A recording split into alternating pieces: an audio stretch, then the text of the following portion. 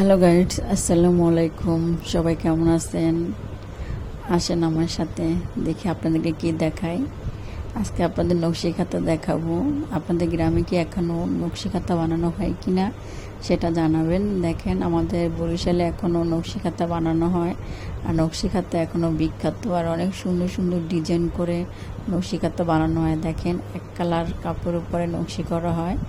তো এটা বরং রং বেরঙের সুতা দিয়ে সিলি করা হবে, তারপর খাতাটা অনেক সুন্দর লাগবে। এখনও গ্রাম অঞ্চলে মেয়েদের বিয়ে হইলে বিয়েতে এরকম খাতা সিলি করে দেয় শ্বশুরবাড়িতে পাঠিয়ে।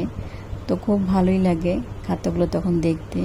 অনেকে ফুলগুলো বিছনা চাদরও আঁকে। এগুলো আঁকতে যত পরিশ্রম তার থেকে বেশি পরিশ্রম সিলি করতে।